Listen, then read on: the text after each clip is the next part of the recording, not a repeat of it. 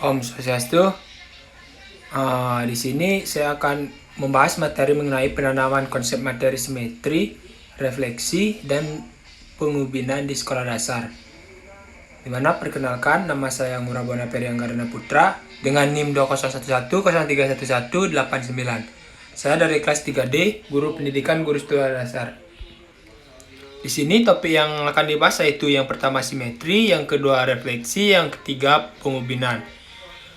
Dimana pada materi pertama ini kita terlebih dahulu mengetahui apa sih itu simetri. Dimana di sini simetri yaitu bangun datar merupakan sebuah karakteristik dari suatu bidang bangun datar yang akan bersimetri mematuhi operasi simetri, dan ketika diperlakukan keadaan objek maka tidak akan muncul suatu perubahan. Dimana pada simetri ini suatu bangun dikatakan simetri apabila bangun tersebut mampu saling menutupi ketika dilipat maupun diputar. Yang berikutnya yaitu macam-macam dari simetri ini, dimana yang pertama yaitu simetri lipat, dimana simetri lipat adalah jumlah lipatan yang dapat dibentuk oleh suatu bidang datar menjadi dua bagian yang sama besar. Agar memiliki simetri lipat, bangun datar harus memiliki bumbu simetri. Yang berikutnya yaitu jika suatu bangun datar dapat dilipat menjadi dua, sehingga lipatan yang satu dapat menutupi bagian yang lain dengan tepat, maka dapat dikatakan bangun tersebut memiliki simetri lipat. Berikutnya yaitu contoh dari simetri lipat ini, di mana pada contoh pertama yaitu bujur sangkar, di mana berisi sudut A, B, C, dan D. Yang kedua yaitu persegi panjang. Yang ketiga yaitu segitiga sama sisi. Yang keempat lingkaran. Yang kelima jejar genjang. Dan yang keenam belah ketupat atau layang-layang.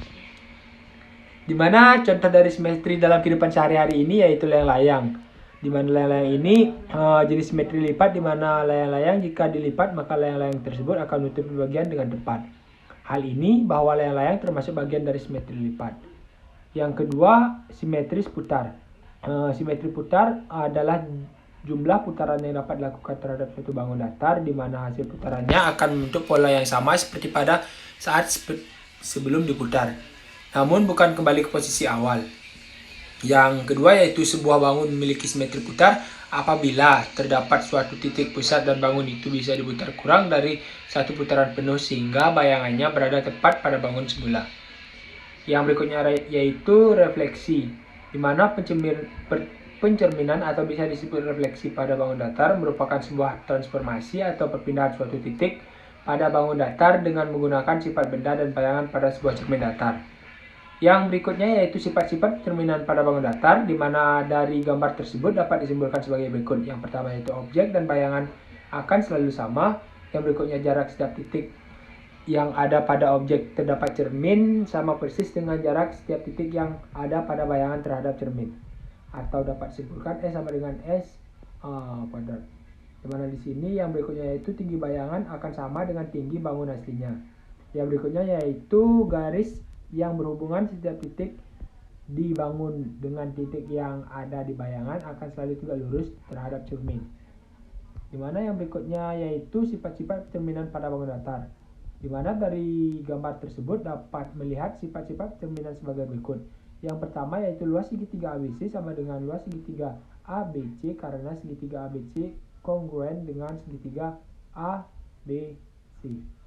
Yang berikutnya yaitu CP, di mana CP dan AQ sama dengan AQ, BR sama dengan BR. Artinya jarak titik pada setiap sudut segitiga ABC terdapat cermin pada persis dengan jarak titik pada setiap sudut segitiga ABC terhadap cermin. Yang ketiga yaitu tinggi segitiga ABC sama dengan tinggi bayangannya. Yang berikutnya yaitu luas garis A, B, B, dan C tegak lurus terhadap garis cermin dari A dan C. Berikutnya yaitu yang ketiga atau yang terakhir yaitu pengubinan, di mana pengubinan adalah pemasangan atau penutupan suatu bangun datar dengan bangun datar yang lain yang berkongruen dengan saling berimpit sampai menutup semua bidang bangunan datar dengan sempurna dan tidak terdapat tumpang tindih antara bangun yang satu dengan yang lain. Contoh pengubinan satu jenis bangun datar yaitu yang pertama bangun datar yang mempunyai pengubinan tersebut adalah bangun datar segitiga. Yang kedua bangun datar yang menyusun pengubinan tersebut adalah bangun datar segi empat. Di mana pada contoh pengubinan lebih dari satu jenis bangun datar ini, yaitu bangun datar yang menyusun pengubinan tersebut adalah bangun datar segi 3 dan segi 4. Yang berikutnya yaitu bangun datar yang menyusun pengubinan tersebut adalah bangun datar segi 6, segi 4, dan segi 12. Di mana di sini saya akan mengambil contoh pengubinan dalam kehidupan sehari-hari, di mana pada gambar di samping termasuk lantai yang merupakan bangun datar yang menyusun pengubinan tersebut adalah bangun datar segi 4. Seperti saya ambil contoh keramik, di mana pada gambar kedua ini yaitu lantai kalau nggak salah. Pada gambar tersebut termasuk paping yang merupakan bangun datar yang menyusun pengubinan tersebut adalah bangun datar segi 6. Sekian presentasi atau pemaparan materi mengenai materi yang saya bawakan ini. Tidak lupa saya untuk mengucapkan terima kasih. Jikalau ada salah kata, mohon maaf. Om Santi Santi Santi Om.